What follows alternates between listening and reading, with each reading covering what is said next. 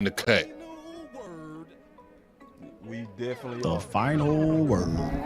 Yeah. The final word. You know it's so dope. Just watching The final word. everybody The final have word. excellent chemistry. You know, Word. that's cool to see. That took. The final Squeezing word. that final word out. He said the final word. It'd be funny as hell. People call in, yeah, man, I like that show. The last word. I'm like, wait a minute. Wait, Wait a minute, hold on. The final word. we like He said the final word. Man, I don't know. I can't get over the fact that we legit could have a crazy network, man. From like early morning, late at night, 24/7 Dallas Cowboys. That's just dope. Okay, the final word. Yeah, we're My Cowboys family come on like 1 o'clock in the morning. Right. Right. For years. All right, for 100 years. For 100 years. That's just dope, though. That's dope. On the Then you clock. come on early in the morning. Yeah. Yeah. The final word. And it's quality. And that's the thing. It's quality. Right. Yeah. The final word. Yeah, man. No and I'm so bullshit glad. coming down here. I'm so glad. Also Number 2 today, pencil. We talked about the linebackers, so that's the one topic we didn't get to yesterday. Uh-oh. Well, guess That's what? perfect. I was talking about them today. Yeah, that's There it I is. said it was perfect. That's all. Yeah, it's gonna be perfect. I love it. We got something else to talk about, man. Oh no, no we Oh, don't. man. No we don't. Yeah, we No do. we No, we don't. don't. It's all fake He said, news. no, we It's don't. phony Left stuff. tackle. No, we don't. It didn't He happen. said, no, Drop we something don't. about left tackle. Oh, my God. Oh, no, We please. gonna It's bring all a fake bunch of news. wild real It's quick. phony stuff. No, please. It didn't happen. No. Best left tackle. Ah, look. Oh, Tuck, we're not doing it. We're not doing it, Tuck. We're not doing it. Tuck. Oh God, Tuck. The final word. Tuck said, get off of me. Tuck said, I got something to say about that. Tuck. He said, I talked to my coach. I had to go to Facebook on it real quick, man. They know. I talked to my coach. The final word. He bought current receipts too. Coach was like, yeah, no. man, it was good, The man. final Please, word. Tuck, don't show those receipts. Please don't show those. I got receipts for my quarterback, man. Got all-state linebackers, man. You know what I'm saying? Like, Tuck had me going into my mental. Pulling Yeah. out my starter jacket, Look, man. Tuck had everybody going in this stuff. Let me pull out my bag. He made me think when I was at work, like, damn. The final word. The Yeah, Lau final showed word. himself. Look, he looked like he was The final word. 28 when he was The final 17. The final word. Yes, indeed, Yeah, man. Law That had on- 1998, Law baby, had- state champs. Law had on 30 wristbands. You know what I'm saying? 30 wristbands, off sleeve. My bro used to They be said, like Law, that, you bro. like Mo Claiborne on that one. Oh, hey, they ain't lying, dog. Whoever called you Mo Claiborne got you perfect on that one, dog. Yeah, I just wanna run it up. Can we check or something? I've been really in the field, let up. Yeah, Skywalker Steele. I've been really in the field, let her rush, I love the feel. Lately, I just wanna run it up. Don't need no deals, I make the deal. Have to take it to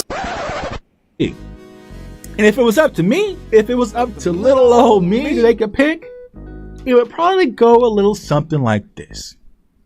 And with the 17th pick of the 2020 Dallas Cowboys NFL Draft, the Dallas Cowboys select CeeDee Lamb. Oh! The funny thing about that, right? I was on Skywalker Steele, before I even dropped that video talking about how I wanted CD Lamb. And everybody was saying, we don't need these guys more, but man, I will move down. The smart thing would be to move down, but the Cowboys historically don't. Boss could be a trade down here with Justin. This is just funny. I said, oh my God. We got to trade. We got to trade. We got to trade. This was I said it's the legendary. place to move. We were just sitting here talking Justin Fields. I said it loud and clear. This is the place to move down. Go hard, go home, go hard, We was on go one home, that go hard, I lost go my mind when they picked Michael. go hard, go home. Touchdown like the end Nah, zone. that day was crazy, man. We couldn't even hear it. Like, people had no idea what we had to go through that day. Like, that, we made it look easy. It was not easy. No, it wasn't. Parsons as a rush defensive end, right? If you draft him and you put him on the end, turn him into another DeMarcus Ware. Let him rush the quarterback, get upfield, and create damage to the other opposing offense. We got the look, pick. man, here it is. We got the pick. Yeah, this got to be Parsons. Like, Parsons the best player available. Go home. Yeah, we couldn't even hear each other. Like, that's what people need to know. Is like, I had to like get context clues of what Scott could be saying and talk about it. Yeah, once they made the pick, Oh yeah, it was easy then. it was over. But going to the pick, I love the pick. I love the player. I know that a lot of people will say that this is probably a reach. This is about where I had Jake Ferguson. Really solid player from Wisconsin. He can do all of it. He can block. He can run routes. He can actually make people miss in the open field. Of a race car like a target, I'm caught filling up. I need product again. Treat the business like a playground, might slide on you. Don't me wrong, might slide on you. Do a backflip, cause I'm mad rich. I'm the definition of what that is.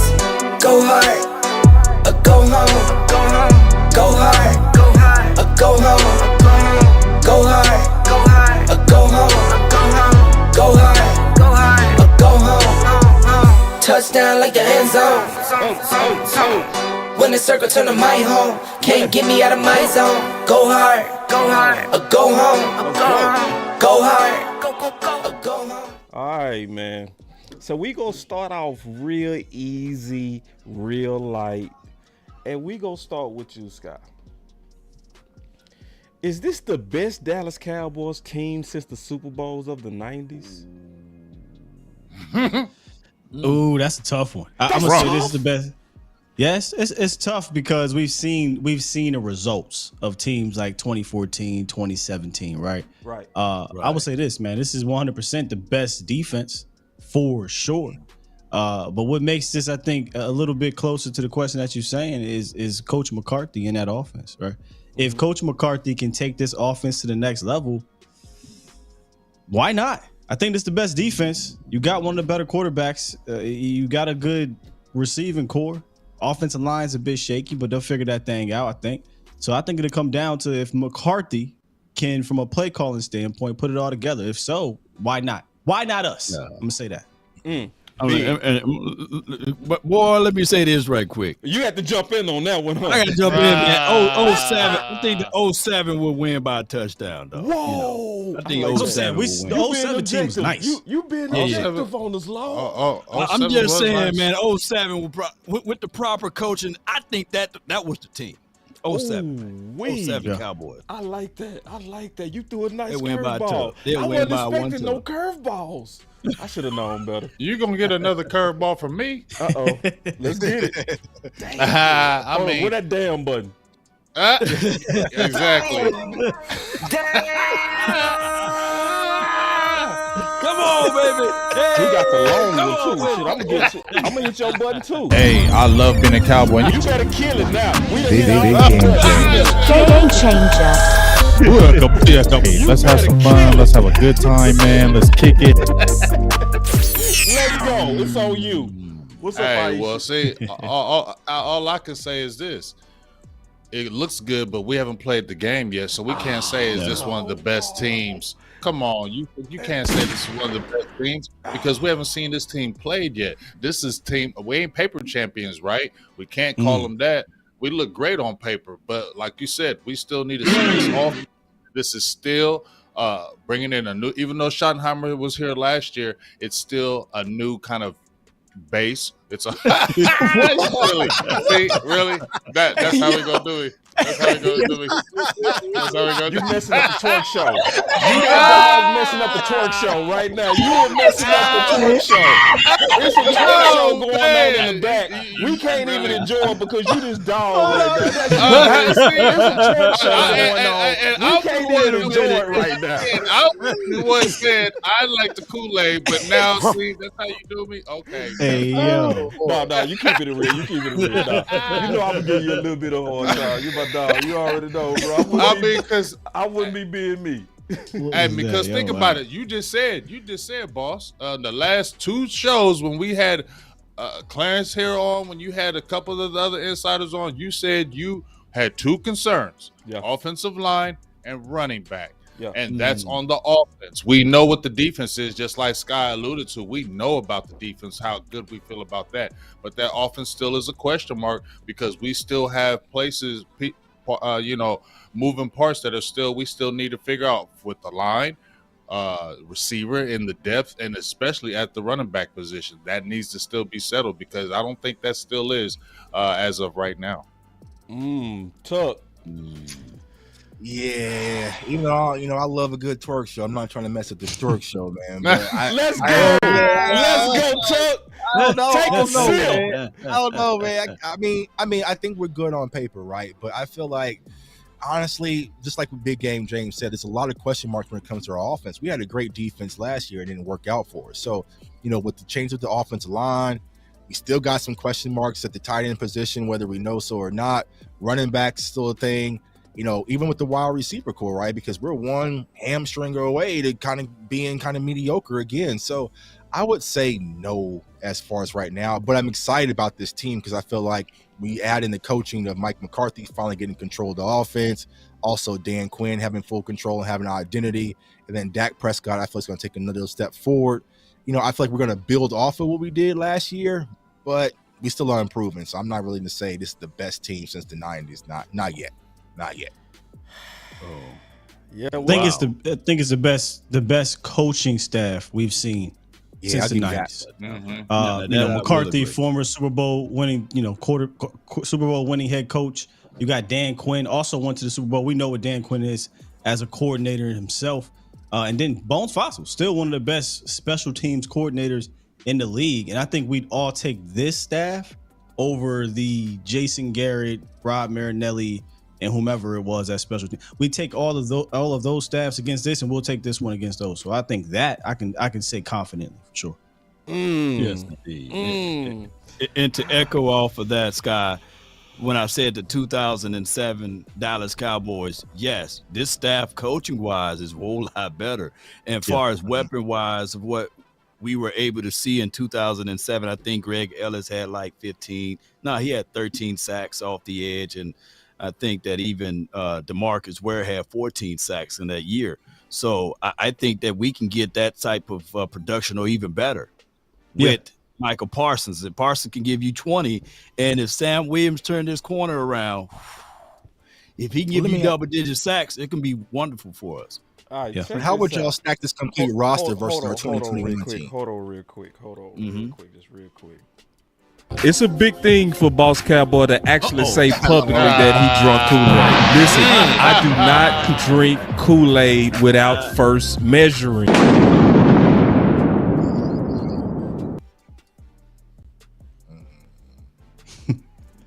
Boss feeling it. He feeling this one. Are you? He feeling the damn sack record. Tripping on everything. Dre drunk on Kool-Aid. The part that I'm not hearing from this group right now.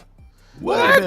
I'm calling everyone. Cut it out. Every one of y'all. I'm calling every one of y'all out. Yeah, thank you. Play this is absolutely the best team since the 90s. This is absolutely the best team since the 90s. Maybe 2007 might give them a run. I jump with you on that. 100%. Yeah. Okay, yeah, 2007 to give them a run. But this team is more than paper. We brought the same boys back that just went 12-5. That's fair. We just fixed corner 2. We strengthened corner 3. We got rid of them old weak receiver by committee boys Noah Brown, right? And we added a bona fide dog at the number 2 who used to be a former number 1. Defense, no question. But you haven't seen it though, boss. Yeah, I It saw sounds it. good, but you ain't seen I it. did see it. No, you did not. You ain't just seen said. Brandon Cooks with us. Have you seen Yeah, Brandon you- Cooks with us yet? right. No, I don't Yes or gotta see him with us. I Yes, saw you him do. with the Don't do that. Texans. Don't No, I do saw that. him with the Texans. yeah. That's good I'm enough. feeling what you're If saying. you Don't do balled that. with the Texans, you go ball. as We our number know 2. that. We know that. But So we're can talking you about say still this the. team- Can you say this team is better than 2021 team? Yes. How? I think This so. team is better than the 21 team. Yes. I think so. Yeah. How? Because we got that defense in 21 was full of rookies that was stars. Those same balls are going into year 3 now. You know what I mean? Right. And you Right. got Micah playing for a contract right now. Plus, like I said before, you got a number 2 corner that you didn't have on that team. You also got a Cook that can kind of neutralize Amari Cooper, right? Like, Yeah. obviously, I think The you're Amari- run comparable. game. The They run very game, comparable. though. And I you would had say, I think two it- years. and the run- you the got run some game was new better. keys. You Don't had- you got Boss, some new Offensive keys? line was better. Offensive line was better in 2021. Well, And talk. you- Remember, and in Zeke 20 was was 2 still years. finding that off. Well, remember in 2021, Collins was in and out of that lineup. Connor right. Williams, we Yeah, were still. questioning Connor Williams a whole lot. Thank Biotis was still figuring things out, still got better and whatnot. But I think the lines were actually kind of comparable. I don't know if one or the other was that greater. I think the receiving core is comparable, though. I think Cooks is absolutely going to come in here and be an impact player. I said this before. I'll make the bold statement. I think Cooks is going to have the same impact that Amari Cooper had. Yeah. Point blank, period. I agree. So I don't think Perfect. you're really missing nothing there. And honestly, CD Lamb is better now than CD Lamb was then. So your top 2 might be better. Not knocking Coop, just the fact that Lamb was there. So I don't really worry about the receivers, but I'll give you the line. There's questions. Is the depth is questions there? We don't know. The running back situation is not as technically deep as it was in 2021. But I do think from an explosive standpoint with Tony Pollard, you will get a little bit more punch early on, but we don't know what's behind him just yet. Yeah, I thought and this if was well, I'm gonna say if we can get this production from our 4th wide receiver like we did in 2021, I think it was 600 yards for Cedric Wilson, 6 touchdowns, passer rating when targeted was right at 122-ish from Dak Prescott to Cedric Wilson. If we can get that from Jalen Tolbert, it will be lights out for us for the 2023 season. That's all we asking for. 600 some yards, a couple touchdowns, and shoot, we in there. Real quick, we got Brother Vach in the building. Shouts out to Man. Watch when we get back to the offensive Little line big bro. talk, man. He on the O-line talk. Hey, we dropped the ball. Oh Lord, here we go. I re-listened to the show. Hey, bro, I come listened on to the now, show. dog. Oh, bro, we dropped the big old ball. Come Man, on. I ain't hear till the second time when I heard it. I say, man, I got some more film. And I didn't even hear it till I listened to it the second time. So, you know, that boy came to work, man. Shout out to Vosh, man. And yes, indeed, man, Sky is Always. definitely one of the best in the business all day, or the best. I'm amongst some of the best in the business, all day period. long. Yes, indeed. All right, so now, Tuck, did you have something else on that? Nah, I was saying I just think that 2021, and I feel like it's just because we haven't seen it yet, right? You know what I'm saying? I feel like when it comes to this year's teams, like we don't know how Brandon Cooks, we hope it's going to work out. We don't know how the Jake Fergusons and Luke Schoonmakers and Tony Pollard being the pride, like, so we don't know. So it's hard for me to say yes, but I'm just going off of paper, just how our defense is constructed with the Stephon Gilmore, Trayvon Diggs, Deron Bland. You know what I'm saying? It feels better, especially with our safeties. But I don't know. I can't. And the DTs. Defensive tackles, right? Because we, Dorrance Armstrong, Sam Williams over Randy Gregory and those guys. But Hankins. We didn't have Hankins and Mozzie. Oh, we Hankins, had Mozzie. Brent Urban who got hurt, and then we were trying with Neville Gallimore and Osa Digizua, rookie. No, it just didn't work out no way. And let's not forget about the Monte Boss trying to put that evil on us, that Ricky Bobby evil on us, man. I'm not trying to go in and feel like, oh, it's the best team we done had since the Super. Like, no, I'm not going there. So you being superstitious? I understand, and ain't no wrong you with going that. in like that. Yeah, I ain't going in like that. I feel like it's not even paper though. Ain't nobody right, nobody wrong on this. This is just something we want. Right. I thought we was gonna all agree, but I should have known better. I should have known better. All right, so let's go. Here we go. All right, so is CeeDee Lamb getting the bag? All right, so stuff been coming out from John Machota, and then obviously I looked into the background. So I'm gonna play what happened, and then we go kind of talk about it real quick. So here we go. What's the latest on CeeDee Lamb and these contract negotiations? I don't know of any movement. I wrote recently just. See, that's all I needed to hear right there. See, that's all I needed to hear right there. You know what I mean? I can keep going. That's all I needed to hear is that was some hold on. Wee woo. Here we go. Hold on. Let it play. Ranking how I would, I think that they need to get done, how that would best work for the Cowboys. Of course, that never goes to plan, and I had CeeDee at number 2 because I don't think there's any way Jerry Jones lets him out, the door. I just don't. And for a receiver who he is a top 10 receiver in the league, I think that for his contract that you almost have to start pretty much at kind of what 4 years, $25 million to $30 million. I think that's where your top receivers are right now. I think there's about 5 or 6 guys that are $24 million and above, and I think that he has to fall in there. I mean, I think A.J. Brown is kind of where it starts. He's 4 for 25, and then it goes up to Tyreek Hill at 30. And really for them, I just think it's in their best interest to get it done as soon as possible and not wait, not only this year, but then into next year, because I just think that the Justin Jeffersons, the Jamar Chases, I mean, they're going over 30. It's funny because I see that out there that people see that I said 25 to 30, and they think that's crazy. And I'm just like, this isn't running back. This league pays wide receivers. Kenny Galladay got $18 million a year. I mean, they pay wide receivers. Jerry Jones gave this guy 88. He's not letting CeeDee Lamb walk out the door, and I think to get that deal done, he's going to have to give him at least $25 million a year. John, we've kicked this around a little bit. All right. I mean, so now we know that's not coming from the Cowboys. That came from John Machota, who was speculating. But we can talk about it, right? We can spend some time talking about it. Let's go back around the circle. We go start with you, Law. Well, if it's 24 to 25, that's based off of a 4-year contract. I think the Jones family would like to get cute with this and offer a 5 to 6 year contract for CeeDee Lamb. I'm looking at anything north of what A.J. Brown got, but the Cowboys need to look into this real closely and make sure that they pay CeeDee Lamb before Justin Jefferson. We do have the cash. We do have the funds that's available. I do know that when we had Brian Broaddus on the table over here and found a word, he said that the money is already spent. Well, that money need to be already spent towards CeeDee Lamb, but most importantly, not to switch the conversation over, it need to get paid to Trayvon Diggs. But I'm looking for this team to really go ahead and solidify that CeeDee Lamb's contract and give him that money, 24 to maybe 25 million. I'm agreeing with John Machota, though, with that price point.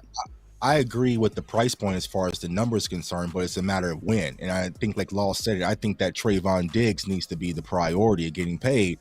But also, like the Justin Jefferson deal can come into play. And, as we always say, yesterday's price is not today's price. But I feel like CeeDee is going to get signed. I just don't think that he is the priority. I think that Trayvon Diggs, being one of the top corners in the NFL, and he can actually hit the market next year, or you definitely don't want to franchise tag him next year. I feel like he's the most important piece to get done now. And I feel like we have 3 weeks, y'all, to get Trayvon Diggs done, because if we get to camp and he doesn't have a deal, I don't think the Cowboys are going to get a deal with Trayvon Diggs done throughout the season, and it's going to get ugly next year. So, my prioritize with that money, if it's already spent, it should be spent on Trayvon Diggs, and then maybe circle back around, because they did extend the 5th-year option on CeeDee, but CeeDee's going to get that bag regardless. And then you also got Dak Prescott to think about as well, and also Terrence Steele and a few others. So, but I don't think CeeDee's going to get paid before we get to camp this year.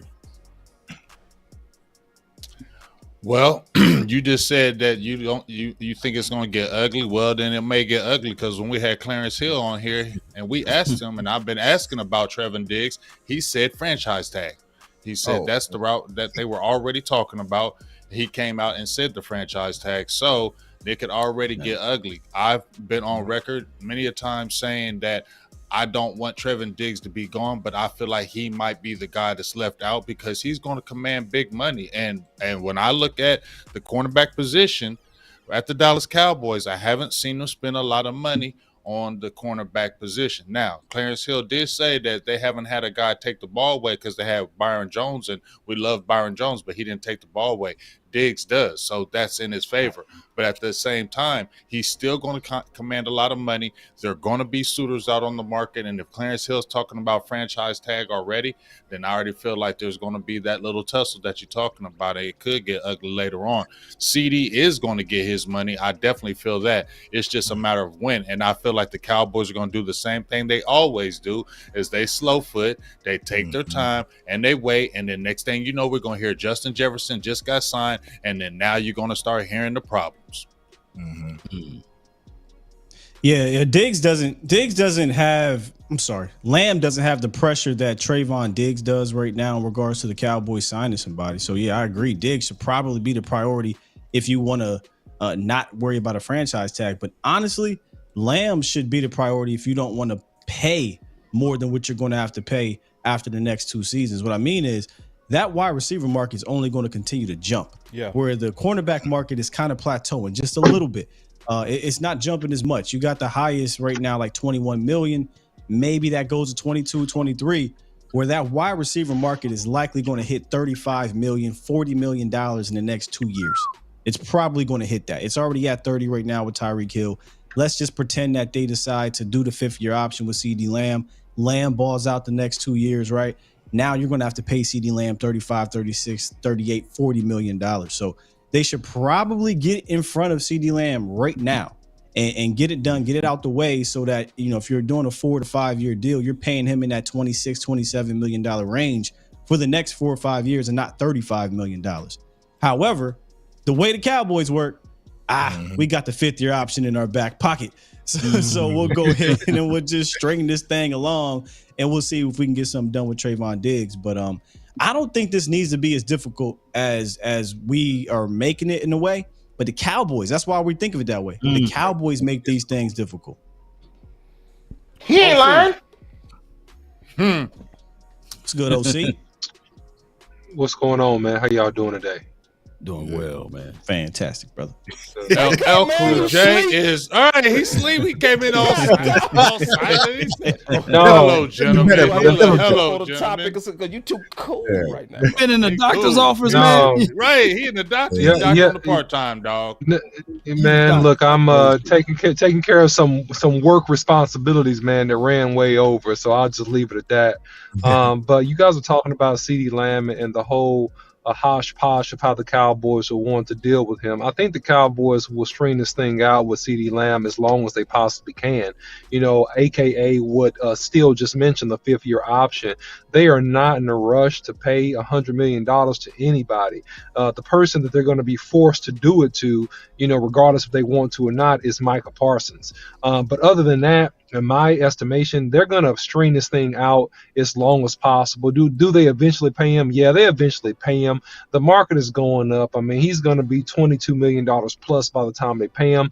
I think they're going to try to make his money long and give him a long contract to try to spread out that cap hit. But otherwise, besides Micah Parsons, I think that they will pay him with the least amount of resistance, bearing injury this year. But CeeDee Lamb, they're going to try to string that thing out as long as they can. That's my opinion.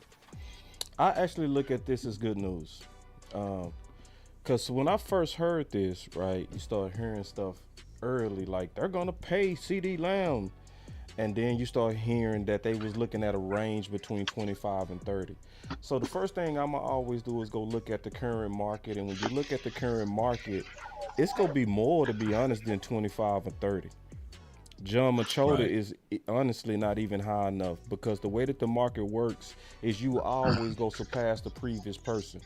And the receiver talent is too close for any of them to argue with each other, for real.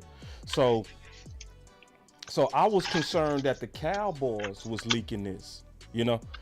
I was concerned but to find out that it was John just basically speculating lets me know that the Cowboys are continuing to move in silence. And that's a very good thing, especially when we consider what usually happens, where they use the media to kind of negotiate through the public. That has not happened at all with any other guys. So I'm still seeing an improvement from our front office, at least from the public knowledge standpoint. So, so one thing I want to get into definitely is we didn't get into this yesterday, and I wanted to get into this. I'm so glad Scott talked about this. I'm suspecting that somewhere we go get our heart broke at linebacker in a good way. I think the room is so talented, right? I think it's so much quality youth that somebody is going to get away. I'm going to just start off and just basically say I think one of the top sleepers right now is Delvin Harper. I think he is one of the guys, because obviously Clark, you know, I'm high on him, but I think Harper is that person that people need to keep their eye on.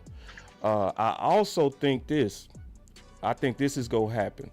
I honestly believe that LV is going to get injured. I don't think he's built for middle linebacker. I think and I'm not wishing it on him. I mean, hey, the data says he's going to get injured. Right. I'm not wishing it on him. He's on a faster injury projection than Sean Lee was. And when did he get injured last year? When you really think about it, when Clark came back and Clark was pushing him, because what was LV doing before Clark came? He was being a catcher. He was being safe, but he had to go put his head in there. He had to start really, you know what I mean, going at it, because it was an angry dog behind him that was obviously hungry. And you can't avoid that dog now because he's starting off the season. So I just don't think that he's built for it. I think if he was the weak side linebacker, he would get through the season. But every time they try him in middle, it ain't gonna work. So this is what I personally, honestly believe. I hope he stays and don't get injured, but I think we're getting ready to see Romo and Dak all over again. And Devin Harper or Clark or somebody is going to be Dak to Romo. No, I mean, that's an interesting point. I didn't think of it to go that far, but yeah, you know, LVE 3 out of the last 4 years has missed at least 3 games. So we can pretty much knock that down, right? Like he's going to miss at least 2 or 3 games this season. And if somebody steps up in this place, then they may not have to return to him. The problem is though, boss, last year, nobody did that. As much as we like to get on LVE, when he was out there, it helped a guy like Damone Clark because he was a young guy trying to still figure it out. So you kind of seen him play that quarterback role at the second level, and they love him down there. They absolutely love LVE in that room. Dan Quinn loves him, so he'd have to drop the ball essentially, right? Or your boy Devin Harper would have to go scorched earth Dak Prescott when he's out. It's gonna have to happen. Yeah, I'm a bounce off that one with Sky. But you know, we talked about this even with the draft that, you know, Demarion Overshawn was going to be a future. But now that I look at it, man, I think, you know, Dan Quinn really likes what he can do. Now, the only thing with him was he had a high missed tackle rate. That's something that he's going to have to get together. Yes. But the thing that he really brings is that it's so tantalizing that you can move him around. He's like a hit stick. He's a lightning ball, and he is full of energy. And that's what Dan Quinn likes. So if we're talking about that linebacker room, I thought he was more future. I'm starting to change my tune a little bit, and I think Dan Quinn got a little plan for him, and you're going to start seeing surprise little plays for him jumping in there in the game. You'll see Demarion Overshawn, and if he comes in, because you all saw them, he's seeking missile blitzes he had in college. He comes in and getting them few surprise sacks. He's going to get a little bit more tick as it goes and goes. So that's the guy that I'm keeping my eye on now. More, I thought future, but I'm keeping my eye on him now. No doubt. And Overshown got some pass rush moves as well. He was working on some of that in the Senior Bowl. I saw him being able to bend and get off the edge there. I would say this, competition is competition. I look at Damone Clark as being a guy that can lead the team in tackles this year. When you look back at his college career, I think he led his conference in total tackles. Now he had about 15 to 16 tackles for loss. I look at those things as like sacks or what have you. So if Damone Clark can pick up the system even more going into his second year, around this time last year, he wasn't in nobody's training camp. He was still recovering from his surgery. So now he's going to be a tick faster. He's going to be a tick up on all of his reps and everything. So I'm looking at Damone Clark to be that staple piece for this linebacking core.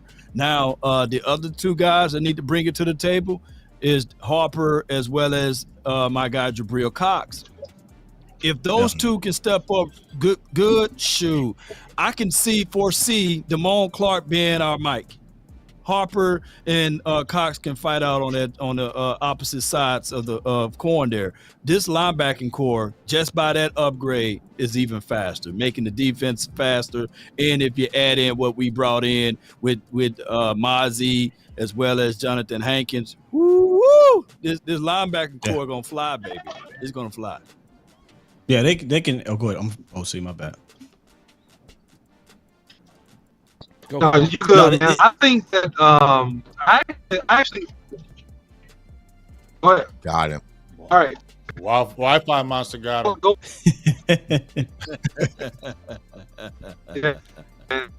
Uh-oh. Yeah. You go on the screen.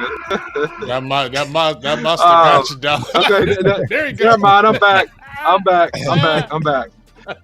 So look, I actually disagree. I think LVE actually is going to play pretty well because I think he's fighting for his NFL career life. I just think that athletically, as Damone Clark gets going and some of these other guys get going, that they're going to overshadow him just because of their overall athleticism. But I think that actually he's going to come out and play pretty well, at least initially. I can't go against the argument that he's probably going to get hurt or maybe miss some time. I can't go against that. But I think that he's out here fighting for his life, and I think he's hyper motivated by all of the competition. And I think that's actually going to get the best out of LVE, and I think that's going to be really good for the Cowboys, at least the first half of the season, in my opinion. I think you're right there. I think a lot of us should agree that LVE will play better, especially with Hankins being involved and Mozzie Smith being involved early in the year. When we saw the best LVE is the clean LVE. We all know that. Keep him clean, allow him to see the gap, shoot the gap, or maybe hit the edges without any traffic to deal with that much. And we think that he'll be all right? But last year it wasn't the case. Early on in the season, he was a bit hesitant and whatnot. But like you said, OC, the injuries. Can we count on him to be available? Probably not for 17 games. So we got to expect him to go down, and can somebody step up? I'll say this, fellas.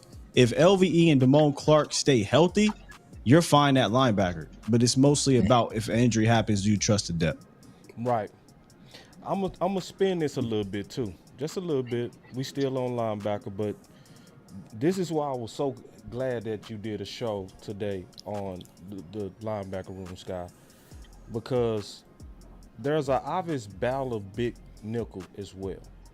An obvious battle, right? In my opinion, it might not be obvious, but it's obvious to me. Especially when you go out there and you target Overshown, right? While having a Jabril Cox, who mostly played big nickel while he was at LSU. I honestly, wholeheartedly believe that Jabril Cox has been out of position since he's gotten here. I actually talked to Jabril Cox, and he lit up, and I tested him. I real life tested him. I went right over to him. I said, hey, they got you out of position. That's the first thing I said. Law was right there. I said, they got you out of position. Yeah. It did, and I said, man, you should be playing that big nickel. And he lit up. He said, man, that's what I'm saying. Didn't it, Law? Didn't it? Yeah. So, that's exactly what he said. So, I will, and then obviously when you're talking big nickel, you also thinking curse. You even thinking splash sometimes Donovan Wilson. That's why I'm honestly anticipating somebody go get their heart broke. Because, see, both of them are good players. Both of them have a good fan base between the two. Both of them are opposite to me. I'm going to describe them, and then I'm going to go around the circle, and we can kind of talk about this big nickel thing. Or however you want to categorize them. But so I see Cox as way better as a coverage linebacker than Overshawn. But I see Overshawn as a way better tackler. It's like trying to get that hybrid. No, he ain't a better tackler, dog. No, his missed tackle rate was through the roof. He's got to improve. He's more hitter, physical. Yeah, he's a hitter. That's a great point. He's that blow you up but don't wrap you up. More aggressive. Yeah, boss. He's way more. He'll blow you up, but he don't wrap you up. Yeah. So more aggressive, more physical, but not as coverage as Cox. So like trying to get, and thank y'all for correcting me on that. But trying to get this hybrid right, I just want to kind of go around and kind of look at it, because I'm thinking the Cowboys could be thinking that this is Kurt's final year, and they trying to get their next guy ready. So I just want to kind of talk about the broken heart at linebacker that's likely coming somewhere, and this battle for big nickel. So I'm gonna start with you, Sky, because you dealt with linebacker heavy today. Yeah. It's been a battle about, for the last 2 or 3 years now for Jabril Cox amongst the fan base, whether he be in big nickel. I love you use the term big nickel as opposed to safety, right? Because I think one of the things we have to understand at the safety position that Dan Quinn does is he utilizes those guys deep as well. When you look at Donovan Wilson, a lot of people think, he's just a guy in the box. He actually played the second most snaps at free safety on the team. So I personally believe he's underrated from a versatility standpoint, because he can blitz, he can rush the passer, he can play the run, he can drop back, he can spy. He's just as versatile as anybody on this defense, not named Michael Parsons. So, when it comes to big nickel, I think you're more so talking about a guy who has the size to be able to handle the run, but can cover these tight ends or some of these running backs out the backfield, or maybe a big slot or something like that from time to time. In that instance, Jabril Cox fits that big nickel mold. But you're talking about a team that plays mostly nickel in general anyway. Yeah. So you're looking at two corners. I'm sorry. So you're looking at two linebackers and the three safeties. Or sometimes they'll come in dime. They played more dime than any team last year, or just about any team last year. So you're talking about now one linebacker and 6 DBs. So who's the guy that can do some of those DB things that they want to shore themselves up against the run? That's tricky, bro. I don't have the answer. I don't got the answer for you, Sway, because we haven't seen Demo yet. We know his struggles with tackling in college, and then Jabril Cox, he's shown flashes right in preseason and early on in his rookie year, but those injuries, man. So this is a fantastic, discussion, because it's really a big question mark at big nickel for the future, for real. It is. It's very much. And here's what I'll say. It'll be something we definitely got to keep our eye on at camp, because also you got to factor in those FAMU boys in the mix as big nickel as well. Yes. Because about Isaiah Land. He's been playing with the linebackers as well. And you also have Marquise Bell. So it's going to be an open competition. And then it's like, I know that you mentioned about, Cox as far as coverage is concerned, boss, but it's like, is he that same player out of LSU post injury? And I feel like that was the kind of thing we saw last year. He just wasn't. So, I feel like Overshawn eventually is going to get the number one opportunities, because he's kind of the fresher draft pick. He's going to get the opportunities, probably going to be his spot to lose. But, Jabril Cox might be one of those guys where we're sitting back and saying, man, I don't know. You know what I'm saying? Because there's an opportunity. Like you mentioned Harper. There's also, we got, Cox will be out there, not Cox, but Clark as well. Like I said, those FAMU boys, they come into play. Isaiah Land can get pressure off the edge. Isaiah Land, right. And then you got Marquise Bell in his second year, who was a safety kind of hybrid as well. So, old boy out of Mississippi State. That's the sleeper. Bell's a sleeper for big nickel. And Bill.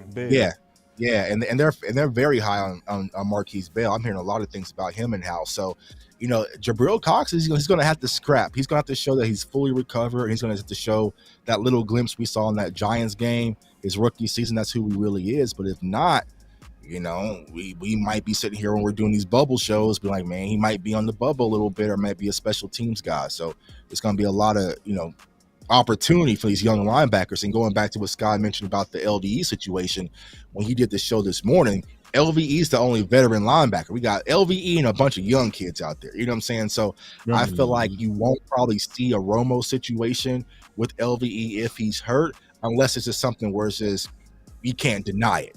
But I feel like LVE is going to be our veteran leader. He's going to be our IQ guy, like it or not, speed or not, athleticism or not. But then eventually you'll start to wean him out. And I think Damone Clark is going to be that guy that's going to wean him out. Not this year, though. I think LVE overrated. I still think he's overrated, and this is why. I mean, who rating him high though? You know. Yeah, he's the guy that been on the team. Too many people rating him too high, and I'm gonna tell you why. They're doing too much. I'm gonna make a case just on why, because he left when Hankins left. He came back when Hankins came back. You know what I mean? But here's the thing, though, boss. You don't need him to be. You're trying to pump. In my opinion, I'm not saying you pumping him up, but he don't need no LVE to be great. I mean, we understand what he is now. He plays a role now. I think you got those young guys on the team, and they're going to eventually do their thing. But I like him as a piece. I think he's a good piece in that defense. LVE. I do think he's a good piece in that defense. He's not no superstar or nothing like that. That ship has done sailed now. We know what LVE is now. And just like you said, you had Mozzie, you have Hankins, you still got Bohanna. Now we have more protection. And when he has protection, it's better. And now you have a year two Damone Clark who understands the NFL now, and he's going to be playing faster. So it helps cover LVE. And then I didn't mean to jump in, but just going to the DeMar Overshown thing when you're talking about the big nickel, I agree with you where I think the sun is setting on Curse as far as being here long term. I think they're looking for a replacement now. So I think now that's why they're getting the Overshown. I think that's one of the reasons why he was drafted. And I also, when you talk about Marquise Bell, I think they're going to start looking to the future with those guys. But I feel like Overshown is really going to, because I see a Donovan Wilson in him as far as the way he comes in and tries to light you up. Once he can really get that wrapping up as far as his tackling, I just feel like Dan Quinn secretly has a plan for him, and he's going to be. You see how Bosch talked about yesterday, how they made this defense Teflon for him. They got him all the toys that he wanted. They got him everything he wanted. You feel me? He is really allowed to. You feel me? He is allowed to play really good right now. He's going to have fun, and he's got toys because guess what, fellas? We got depth. And when you got depth that's quality, that you can say, if this guy goes down, we ain't missing a beat. That's a fun thing to play with, and I think that's what Dan Quinn's going to have fun with those Marquise Bells and the Demarion Overshowns of the world, as Law would say. Yes, indeed. And in order to be the bigger dog, you got to have a lot of bite, right? And you got to be able to make more noise. And J-Rock, in the last 2 seasons, man, I think he only missed 3 tackles, right? 3 or 4 tackles in the last 2 seasons. Now, you get that many missed tackles from my guy Donovan Wilson in a game, right? So, and on top of that, from the other guys, Overshown. Now, if you go back to that reel of Overshown, can you play that reel one more time for me, man? I'm gonna even put your face on it. One right here. Whenever you play that linebacker role and you got your face like that one right there, that's what I want my linebacker. You got to make sure that's the ugliest face. Ugly face. A face only a mother could love, right? So that's the type of face that I want out there on the team. A face only a mother could love. And if Overshawn can bring that type of tenacity to the table, man, y'all better look out. You're going to never look at that picture the same now. Ooh, that boy said only a mother could love. Yeah, that's a face only a mom can love right there. Y'all know that's the truth. Ain't nobody. Them is the good players though. Them is the players though. Them is the one. I tell you what about Overshown, man. One thing that I noticed in doing my research on him is that this kid has a love of the game like a Micah Parsons. So you know, my thing on Overshown is that he'll figure it out. Whatever they decide to do with him, whether it's will linebacker full time, whether it's kind of a hybrid guy that's a blitzer on the edge, or whether it's big nickel, which I think that should be the one he kind of settles in. I think he'll figure it out. because he was able to come out of high school as an All-American safety, play safety in college at a high level for 2 years at Texas, then convert to linebacker and play at a high level in his final couple seasons. He showed growth at the linebacker spot, switching from safety. That's hard to do playing at a school like Texas, where you're dealing with a whole lot in the passing game, right? So I think Overshown's going to figure it out, and I hope personally that it is the big nickel spot for J-Ron Kearse in the future. I think he would handle that very well. Yeah. He ain't giving that bone away, though. Big nickel looks real good into the future. OC. Yeah. Yeah, man, I think that, if you're looking at J-Ron Kearse, man, I think that, he got nicked up a little bit, right, this past season. And I think that he's not a part of the long-term plans, right? He's showing that, he's a little bit tender, a little bit. Like, he's good when he's there, but he's kind of been a little bit not injury prone, but nicked up prone. Let me put it that way. So that will cause him to miss snaps. That will open up the door wide open for Overshown. I think that Jabril Cox is a guy that's going to have to find his way. I think they like him. I think they want to play him, but he's going to have to check the boxes, at least in that defensive coordination room's mind, that he can be the guy that can be consistent, because he is the guy, in my opinion, with the most talent. But can he put it together mentally and prove that he can do it on a consistent basis? That remains to be seen. But yeah, I never thought that Overshown would be a guy that was going to come in here and get a red shirt year. They're not paying him red shirt money. So, I mean, if they're going to actually give that man an opportunity to make some plays, and you're going to see this, I think, starting off in the regular season. My boy with the $50 super chat said, "Boss, we're about to shock the world with everyone we have. Salute to all the nation. One smoke, man. Appreciate that smoke. Man, I got smoke for you. I got one for you. Smoke one for you. I got one for you. Smoke. Can I smoke weed every day? Boy, smoke show did smoke. Go ahead, Scott. Big game used to say that all the time. So one thing, I don't mean to put a damper on this situation, but it's something that we actually have to talk about here. I'm starting to liken Dan Quinn to Vic Fangio in the sense that if you take a look at Vic Fangio, he requires highly intelligent or experienced secondary players because his defense is very complex. And with Dan Quinn, I think from just what I'm noticing, he requires these safeties to be able to do a lot, know a lot, and be trusted out there. So, we love all these young players, and you can actually equate this to linebacker too. But we need to make sure these young players gain the trust early, because if they don't, all of that potential in the world might not matter when it comes to big games and big series and big downs with them being out there. I think that's why you see the KZs, the Hookers, the Donovan Wilsons get signed back, the J-Ron Kearse is still around and get brought in. He kind of needs some guys back there that's been around here and that can understand what he wants to do. Right, because think about how many hats that J-Ron Kearse wears on our defense. Right. From green dot to playing free sometimes to playing strong. Like, he does a lot of different things. So in order for him to kind of get replaced with one of these younger guys, you got to get that trust, and it's going to take a minute to get that trust. So, yeah, good point, Scott. All right, so I'm gonna swing it again on you. Love linebacker talk, man. I play linebacker too. Man, Tuck played every position. Tuck played every position.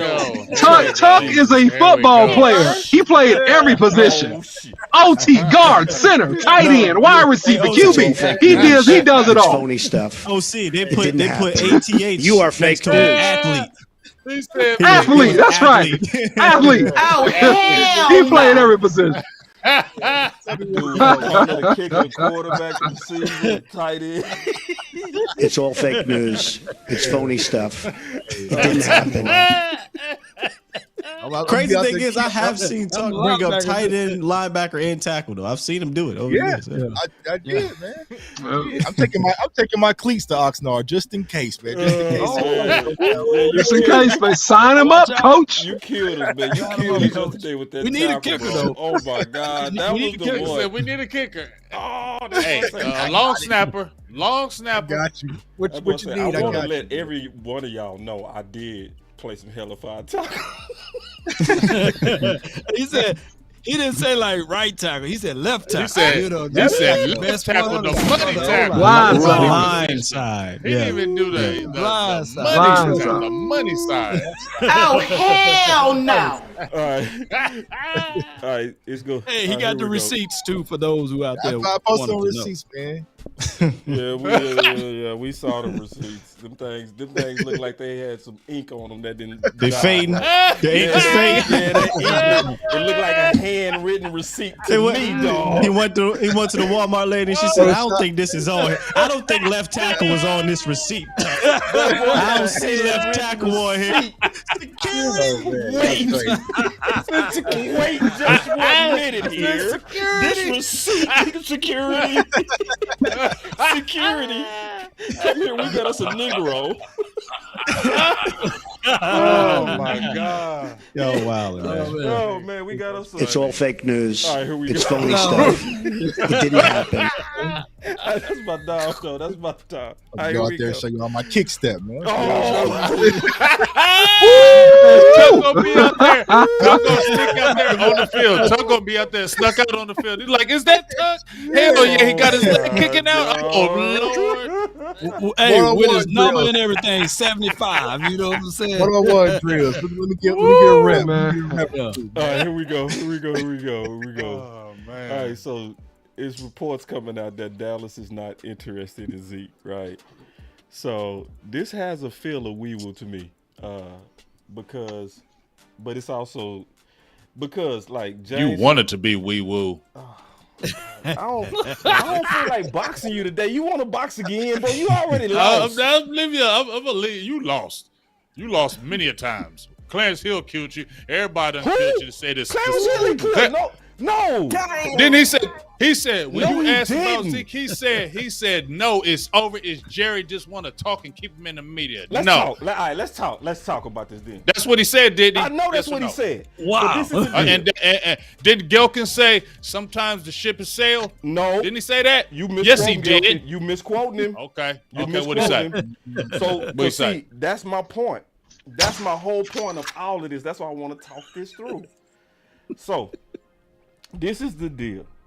So, first, Jerry said himself that he's interested in Zeke coming back. Well, it's Jerry. Then Steven also said it. I want Then me some glory. Michael That's a Jack- fake news. Can I Listen, get some listen, fake hold on, news? hold on, That's real quick. fake news. Hear Play me that. out. Who gives Hear me a out. shit? Just hear me Play out. it. I know Fake you news. want It never to- happened. It's on the wee woo. Big, See this this ain't no number one big. bullshit. Is that He's Bill on the Parcells wee not woo, being wee dropped? woo. Big. He's on the Big. wee You woo, gotta- wee woo. Time out. Big, you All right. Time gotta out. stay focused, bro. You losing. All right, I'm gonna Boss, leave it alone. you I'm said gonna leave Jerry brought it and up? Steven. Who gives a shit?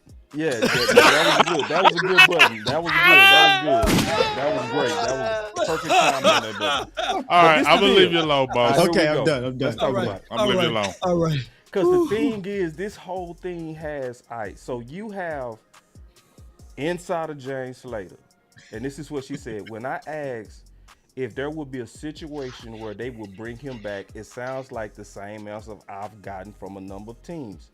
It will basically require an injury to one of their other running backs. As much as I know, a lot of guys in the locker room would love Ezekiel Elliott to come back.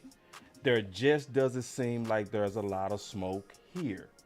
So Clarence Hill, on the final word, came out and said that he felt that Jerry was using it as publicity, and he used the example of Odell Beckham. But see, Michael Gelkin came out and said the opposite using the same example. He said basically he knew Odell Beckham was Jerry just kind of playing everybody for, you know, what he does, publicity. He said, but from his back channels, he is getting true interest. So you got one insider saying interest, you got two saying there's nothing there. What's going on? I can kind of give my opinion on this situation. Yeah. I think Zeke is different from any other free agent for the Cowboys ever because they are familiar with Ezekiel Elliott. So when she says there's no conversations, that might be true because what conversations need to be had? Right. You know the player, You know what he brings. You know how he fits the locker room. So if we're talking about possibly bringing him back, they don't need to have those discussions right now. And for a lot of these veterans, they're not really trying to get signed at this moment. A lot of these veterans ain't even trying to go to training camp, but that's a different discussion. So they can kind of wait this thing out a bit, right? Get to training camp, see the room, and honestly, they might have to play a preseason game because we've all seen training camp practices, right? Running backs are not hitting it. It's thud. It's basically they thudding up, so you really can't gauge too much.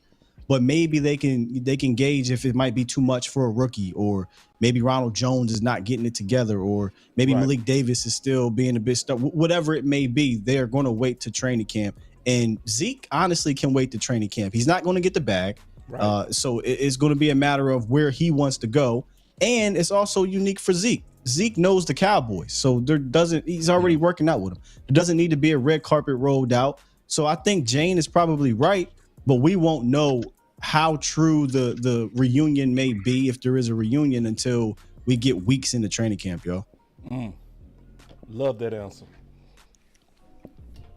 Yeah, I think that Zeke is one of those rare commodities, kind of like when Edgerrin James was a free agent and, hey, later on in his career, man, it was a little bit before he got signed. And I don't think that Ezekiel Elliott's going to get big money. I think that he's probably a 1 year, $4 to $6 million back at best.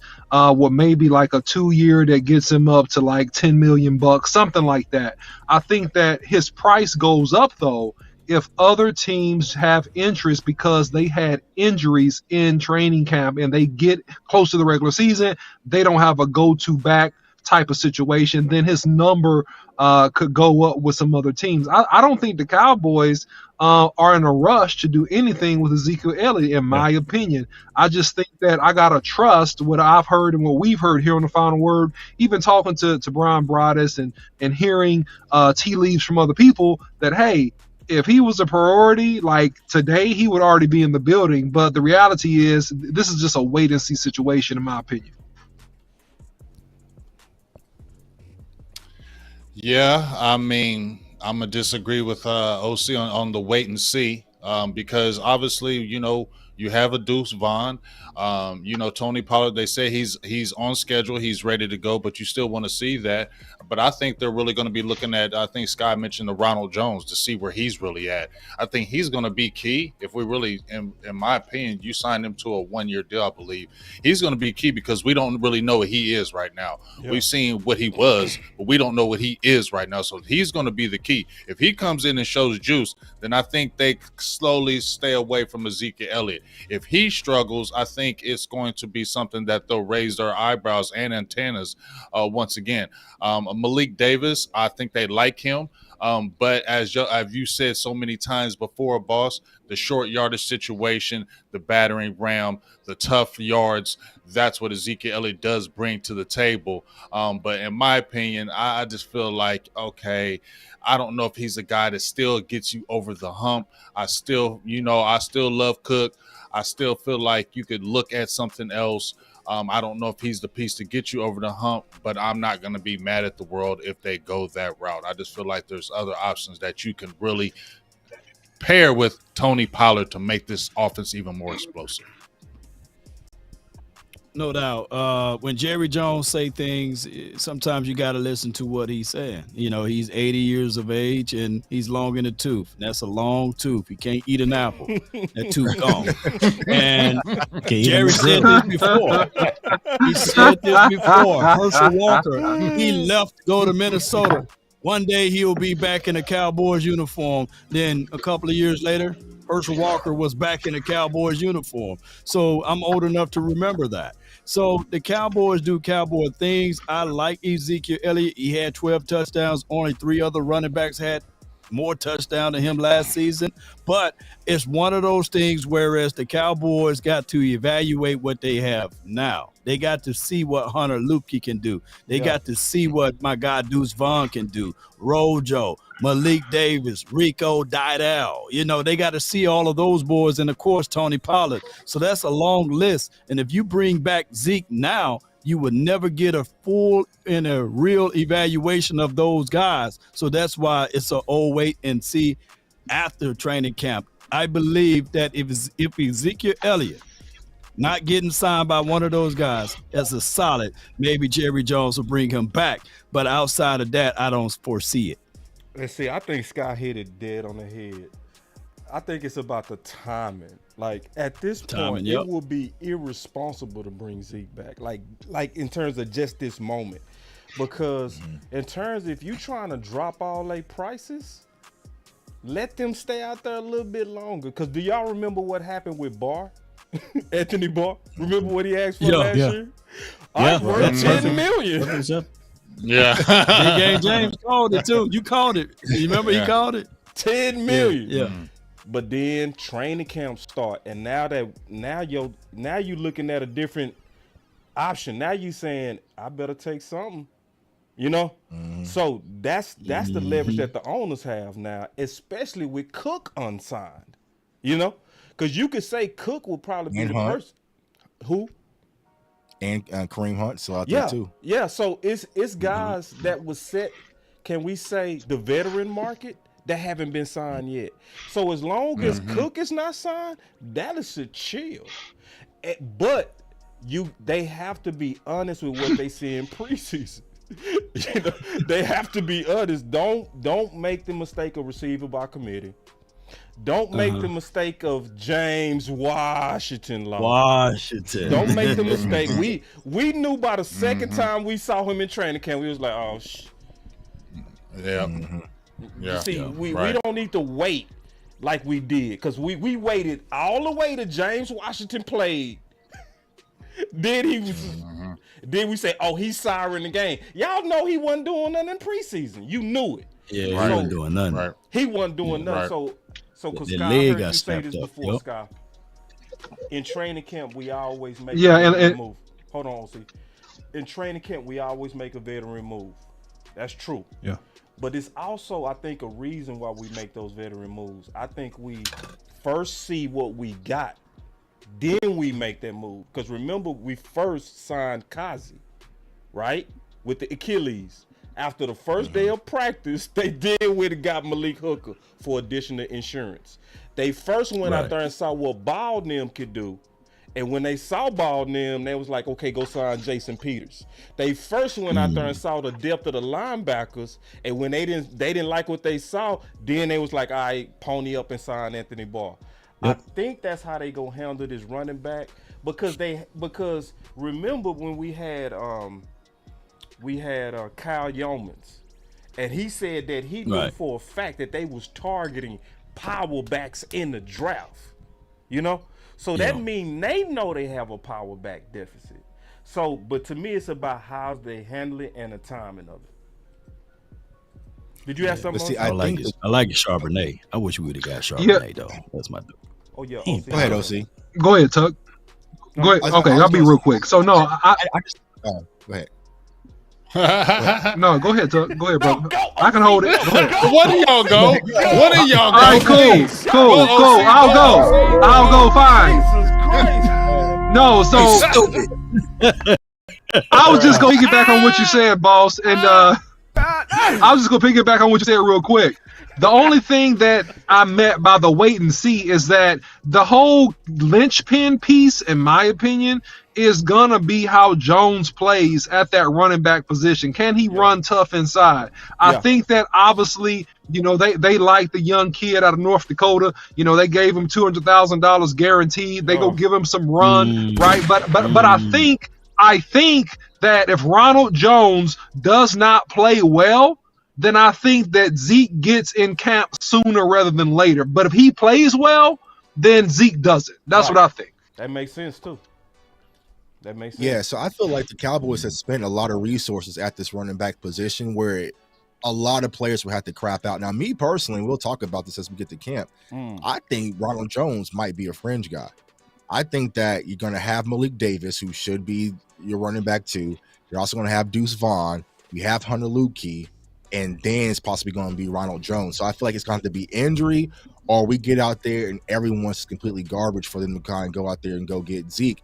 And I just don't see it happening. I just don't see them going to get Zeke unless it's worst case scenario. So, you know, think we're lagging, but yeah, yeah. So that's where I'm at when it comes to this whole situation. Yeah. So yeah, I think everybody summed that up good. So I think basically this is the year of medicine. This is the year we betting on medicine. And I'm gonna be honest, I'm not too comfortable with that bet. Because let's all think back. Let's just think back. Was Michael Gallup the same when he came back early from his? No. Was Dez the same the year after he hurt his ankle? He rushed him. Was Dak the same the year after he came back from his ankle? Man, he was on fire, man. Yeah, until the calf. Yeah, the calf messed him up. Yeah. That came out the gate. That came out the gate. Y'all talking about throwing. So y'all talking about throwing. Talking about running. Was he athletic? Well, he stopped doing running though. He stopped running though. Yeah. Once he got that injury, he really stopped running. So he wasn't the same. Yeah. He was to the calf. But we expect Pollard to be the same. And I know, why not? I know the report. But it's a broken ankle though. But that's what I'm saying. It's an ankle though. That's bone though. This is the year of medicine. Bone of my bone. That's not a torn knee. This is the year of medicine. We putting a big. So you're worried about you're worried about Pollard more than the depth. See, I'm not worried about Pollard. I think the depth is the biggest question mark. No. Depth is both. That's my whole point. Is we putting a lot of stock on people that told us that Michael Gallup was gonna be ready, and we both saw him. And we was like, when we saw him. So it's like that was that ACL. Yeah, and I'm not even just talking about Pollard. Steele too. Terrence Steele. Yeah, it's the bet of medicine. But they're saying Steele is ready though, going to be ready. We keep on hearing that he's pretty much going to be ready. The Cowboys ready. We need to see a camp. Ready, though. Well, that's what Boss is saying. But they said those other dudes are gonna be ready. Right. That's what I'm saying. It's and I'm hoping they right. Of course, I'm hoping they right. I'm just me thinking back with how many times exactly. What do you want to, Boss? What do you want to see out of Pollard though? How many reps do you want? How many snaps do you want to see? Because I got a formula for him, regardless whether or not he's healthy or not. But what do you want to see? Even if he's healthy, I would want to see 15 to 18 and no more. All right, you and I on the same page. I think we can get that out of him. When you say snaps or touches? Touches. I would want 15 touches. Like, but if you that's responsible. Catch about that backfield. Yeah. Right. Think about it though. Think about it. I would want to wean them up. Go ahead, Scott. Yes. You. Here's the thing. It's a 17 game season, and you hope it's 21 or 20 game season, right? Mm-hmm. So you gotta maintain and manage his touches throughout this 17 game season, and then once you get to the playoffs, hey Pollard, I'm gonna need about 25 every game. That's when you turn it up.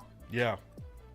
And to your point, Scott, and what you said earlier, that's what made running back 2 so more important, and 3.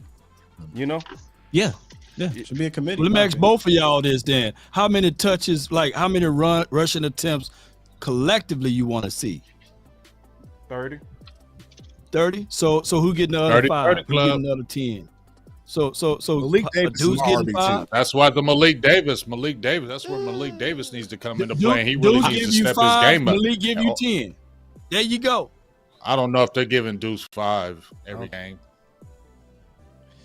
I don't think. I think this probably going to end up being a game-to-game situation, right? Mm-hmm. You know, but in my opinion, when you run committee, you should absolutely have 3 backs that are involved every game. So how you divvy those things up, depends on who's on the squad. If it's Rojo probably becomes your kind of power guy. He'll probably get like 10 carries, honestly, if he's your 2. Right. But if Ronald Jones is cut and it's Malik, maybe you see Malik and Deuce kind of split a little bit there. You might see 7 and 5 or 8 and 4. Okay. But I think Ronald, because he has the experience of being a running mate. People forget that. We kind of doubt him a bit because he didn't do nothing in KC. But he has 2 years experience, including a Super Bowl season, as a number 2 guy /1 guy on the Super Bowl team. So 900 yards rushing that year. Yeah. So I also think Rico Dowdell is Rico Dowdell. We keep on. I know we keep on seeing him at camp, but if his problem has been his health, but I'm telling you, he has. They like him. He was ahead of Malik Davis, and they like him. That's why he keeps staying on the roster. He has the size, he has that ability. But I know it's some injury. If he can stay healthy, dog, Rico Dowdell, he runs hard. He's a player. I think he's a dark horse. Stay healthy, he can change a lot of things because they wouldn't be keeping him this long on the roster. Let me ask you this: can you trust that though? I Can you trust Rico? You know what I'm saying? That's the only thing about Rico. Yeah. How do I trust him to be my 3? But I know that talent though is there. Woo. It is there, 100%. I love this. We were talking about it pre-show though, man. Don't count out Deuce because Deuce was a workhorse. You know what I'm saying at K-State, so he can take on the load. So he can run in between the tackles, outside the tackles. He can do a lot of different things. He can do a lot of similar things that Tony Pollard can do as well. So, Deuce Vaughn's going to be in the mix. It might be something that's more of a slower play throughout the season, but I feel like they definitely got a plan for him. And what kind of back do you see him as, Jay Tuck? Because you got a chance to see him live running, right? That's different than watching him on all 22, even in broadcasting. Tony Pollard? I like that. You think Tony Pollard like? That's a good 2.0? I said it at the Big 12 championship game at AT&T Stadium on Twitter. I was like, Deuce Vaughn's doing his best Tony Pollard impression here at AT&T. Like, he can just do a lot of different things. You know what I'm saying? Like, and he can go for 200. You know what I'm saying? Like, he was literally the guy when it came to Kansas State's offense. So, like, he was the focal point. So, he's built for tough. A lot of people just think at his stature, he'll only be like 5'4", 5'5", but he'll put his nose down. He'll get those extra yards. He's electric out the backfield. I think Brian Broaddus or someone said on one of these shows that he doesn't have the breakaway speed, but it's more than enough. You know what I'm saying? He can get ghost if he gets the opportunity. So he's going to be an electric weapon that I feel like not Dan Quinn, but Mike McCarthy is going to have to utilize in his offense, him and Brian Schottenheimer. So I would think that as far as the running back 3, me personally, I have Pollard, I have Malik Davis, and then I have Deuce right behind him. And then we'll let Hunter and Rojo kind of scrap it out for whatever's left. Is he the most intriguing guy for training camp to be looking out for? I feel like he's the most exciting. I feel like he's going to be the most exciting guy to watch. Yep. Yeah, most electric. Yeah, like in preseason, like he's gonna.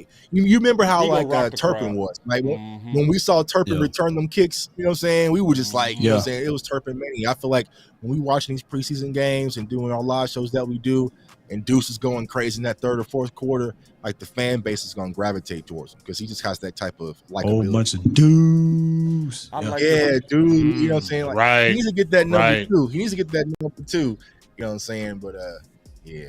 I like this comment. He said, I guess Saquon calling him a 3-down back doesn't mean anything. I mean, it does mean anything. It means a lot to get somebody that's an elite level running back endorsing Pollard is very good. The concern that I was raising, just to make sure everybody understanding the context, is I'm trying to make sure we're not getting so wee-woo, right, on the medicine. Right. That's all. So if Tony Pollard is himself, ain't nobody concerned about Tony Pollard balling, But I don't want them rushing him like they did Gallup. I don't want them tearing them apart early. Because this is what I want to say, and I want to throw this whole thing at the panel. I feel like Mike McCarthy is treated like fathers on Father's Day. Giving him some draws, some holy draws. Draws. But hey, you get to a certain age, dog. Them draws and them socks mean something. You just no, Scott. It don't mean nothing. You know what it means? You just accepted it, Scott. You just accepted that life is like this. You look at it like, you know what I did. You just accepted your plight. You've accepted. You've accepted your plight in life. I got me some good church socks. White Father's Day, man. That's a white team. We have accepted. Church socks. What about a bottle of cologne? How many of y'all on your day ended up cooking for yourself? Come on now, can I get it? Let's keep it real. Come on, how many of y'all got sent out to barbecue for the family on your day? Come on now. That's Mike McCarthy. That's Mike McCarthy. Oh yeah, I said it. Mike McCarthy. Yes, I did say it. Mike McCarthy. Am I lying though? Have I lied one time? No. Mike McCarthy. You ain't lying. I'm not. Yeah. All you listen. ain't lying at my all, dad's so cold with it. This is what my dad did. He said, "Son, I went and case studied this thing. I went to every restaurant locally to see what it's like on Mother's Day, and I went to go see it on Father's Day." Ghost town, crickets. This is my point. Yeah. This is my point. So when I look around and I look at how the front office treated Kelly Moore and how they treating Dan Quinn, they are truly treating like Mike McCarthy. Like when he's saying, "I want to run the damn ball," but the biggest question marks right now is the power run game, red zone points, closing out games, and clock control. That's the biggest question mark right now, and the offensive line. I just don't really see how they really put Mike McCarthy first. Because see, when Kelly Moore wanted his key person for his option route system, it was Schultz. They brought him back. You know, and this is not a case for Zeke. I'm just saying, like, just thinking out loud, like, damn, when is Mike McCarthy gonna really get all the groceries he's asking for? Can y'all help me? He got in the second round. I think he's getting it. Wait, he got Cooks, didn't he? Did he not get Cooks? Did he not get Speed? And he got rid of Kellen Moore. Speed and Brandon Cooks. He got rid of Kellen Moore, and he got what he wanted. How did he not? That's the biggest thing. Got rid of Kellen Moore.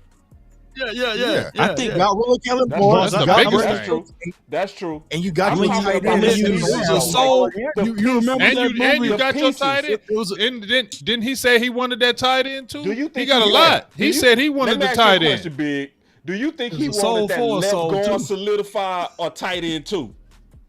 He wanted that tight end too. He wanted that tight end because he's the one that went after it. He wanted that tight end. That was his. That was his pick.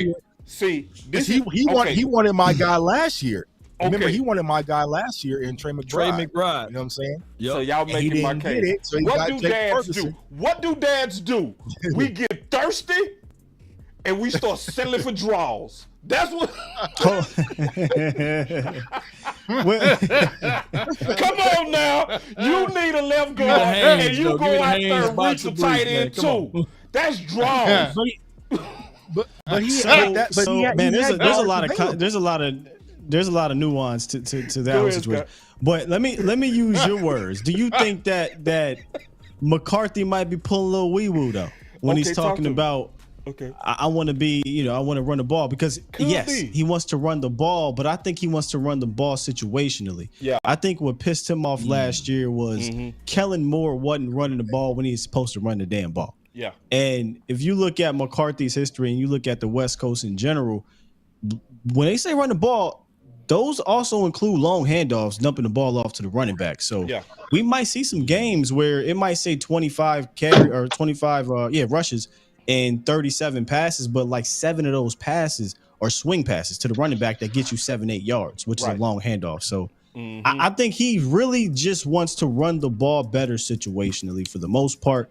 I don't think you're going to see him come out here and be a 30, 35, 40 carry type of team.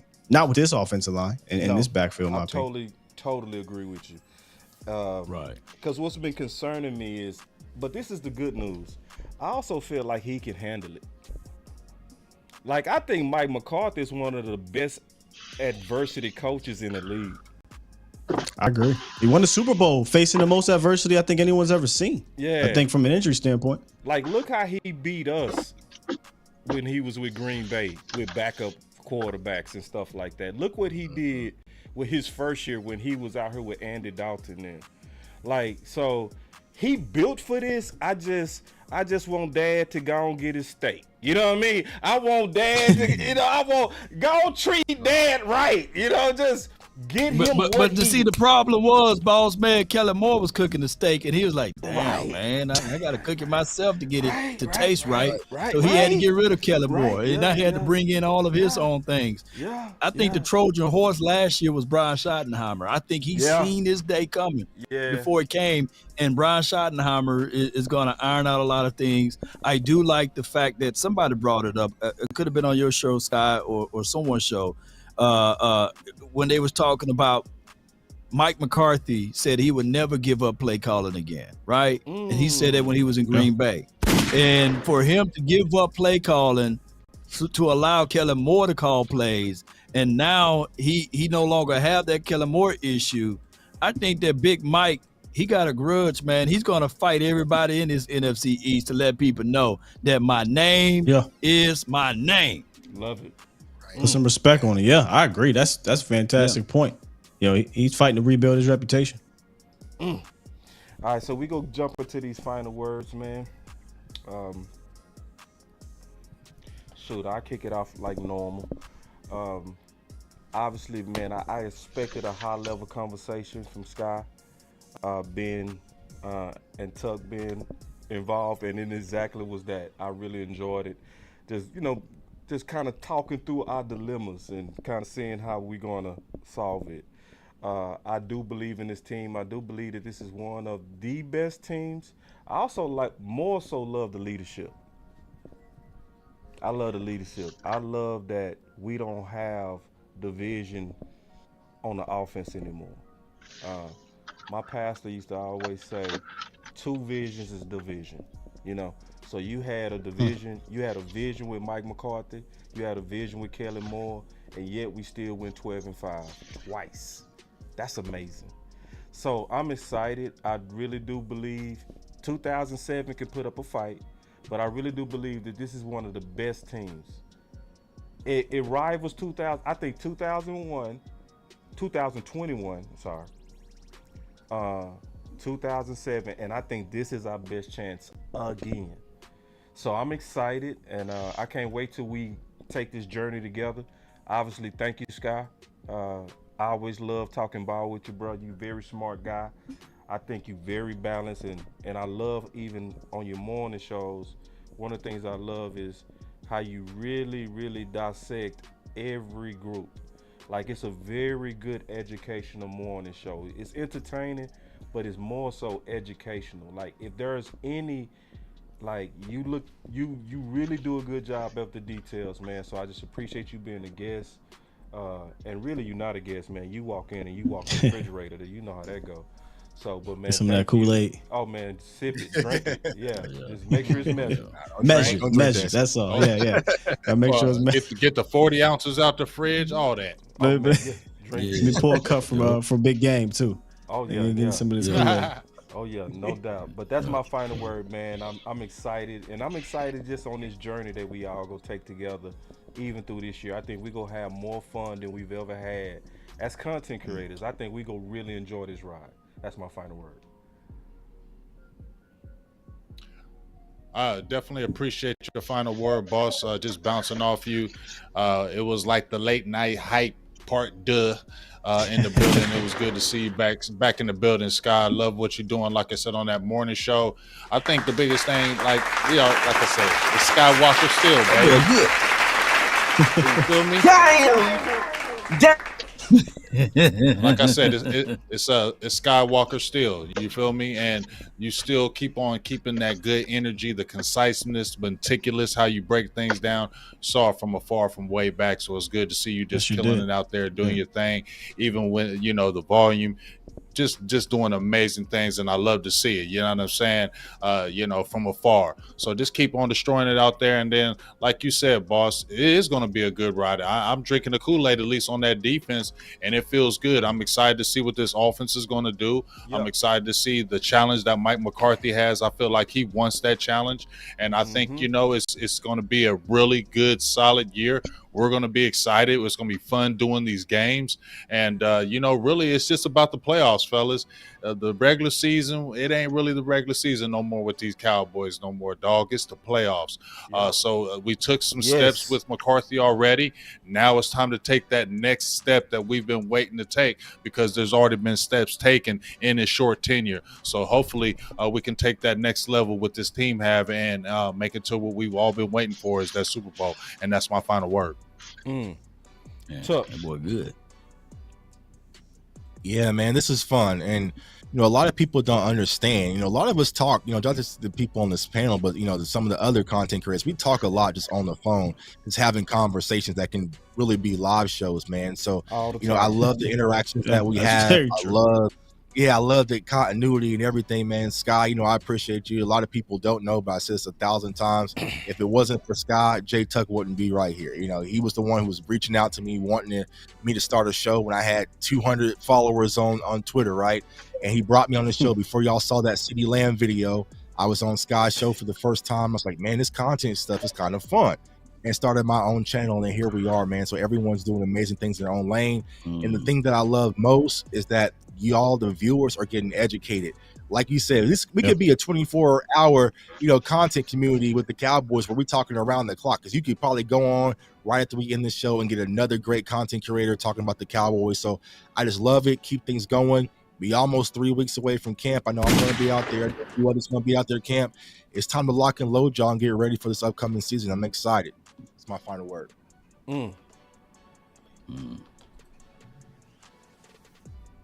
Yeah, Skywalker Steele, man, thank you so much again for taking time out of your schedule, man, to join us. Salute to you and all you do with the volume, A to Z Sports, in the morning shows, man. Everything is hot. Everything is fantastic. Listen, fantastic show, guys. Thanks for, hey, always staying with us, the fans.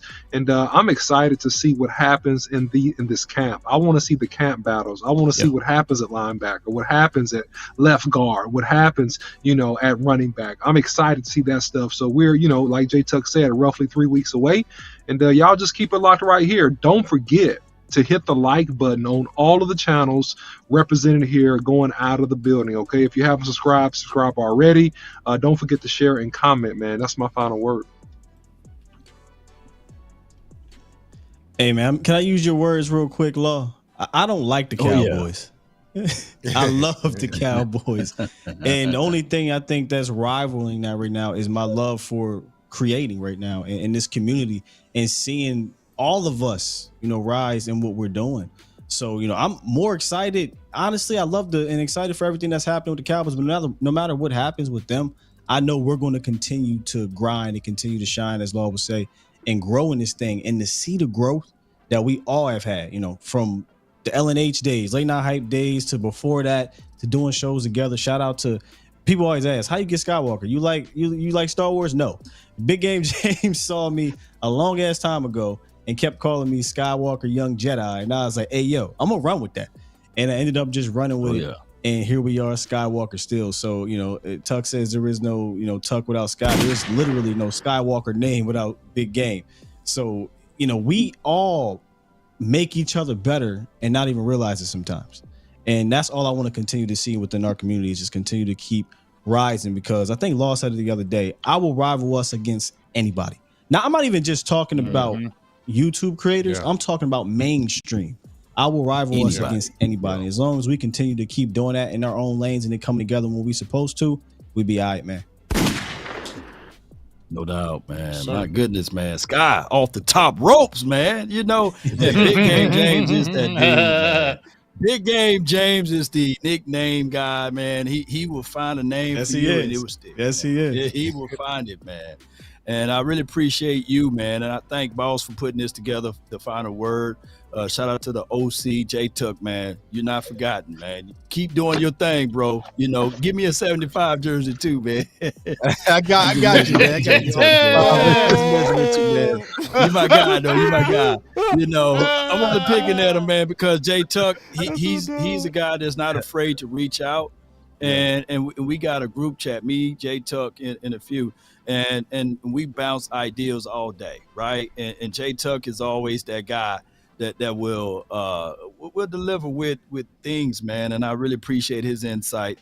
But also, my guy Skywalker, he's the same guy, man. If you look across the Skywalker's page and the Cowboys community, you see growth. And it's a difference between what those boys are doing over there to A to Z Sports, man. That's a blueprint with that Sky guy going on, man. Everybody's trying to keep up with him over the A to Z, but they look at him like, man, this dude is just gonna walk on water with the things that he create and generate, and which is nice. And not just nice for A to Z, but also for the volume. Shout out to Voch Lombardi and Scott for doing those shows, because there are different ways that you can move in this circle, but there's difference between movement and then a move. These guys are not just moving, they are a movement, meaning that they gravitating to those who on the outside looking in, saying, man, if the Cowboys community is this strong, I need to get in on this. And we're seeing multiple people hit me up every day, multiple people joining the community every day saying that they want to be in this space. But you got to have dedication, discipline, and consistency. And that's what all of us got right now. We deliver, and I'm telling you, it's great content, not good content. And I love what I'm seeing with this all together for what we do for this space. And I can't wait to see us rock it even more for the 2023 season. And can y'all close your eyes and imagine I'm the stirrer of the Kool-Aid community. Y'all get this together. The day we lift up that Lombardi trophy, the viewership that we gonna get in the parade that we gonna get coming down Dallas, man. That's gonna be crazy, dog. Bro. We're gonna have to all get together for that. Now, man. We're gonna have to get together for that. Shout out to the legend Voch. But as Voch would say, if that happens, I'm going to jail. Shout out to Voch. Yeah, I'm gonna let y'all go to jail. I'm gonna hang on the outside and get y'all out. You know what I'm saying? I'll be the bells, man. But come on, man, let's go to jail, man. Come on, Cowboy Nation.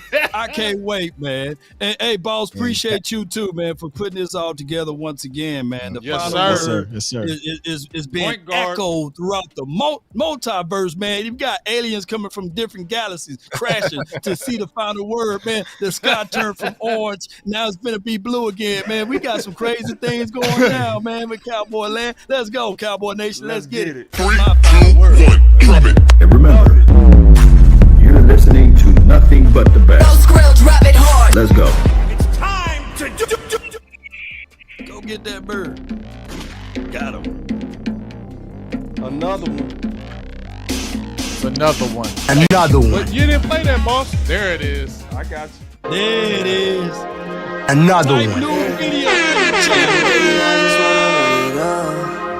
Can we check or something? I've been really in the field, let up. Yeah. Good show, fellas. I just want to run it up. I've been really in this field, let up. I know the field lately. I just want to run it up. Don't need no deals, I make a deal. Have to take it to. Hey, we gotta get that. We gotta get if that. It was up to me, Super show. 10, 11 person content creator John going together again before camp or after camp. Perfect. And with the 17th pick of the 2020 Dallas Cowboys NFL draft, the Dallas Cowboys select. Gonna be super dope. CeeDee Lamb. Yeah. Oh.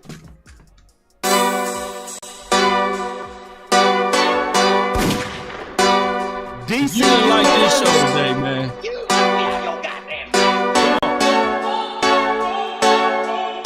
Say, Sky?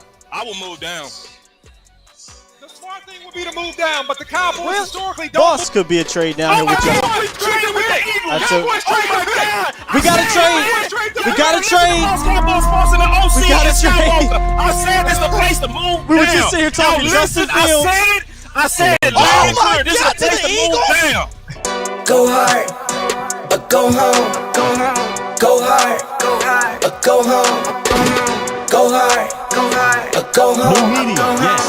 Go hard, but go home. That Jones hard too. And new media. New media, baby.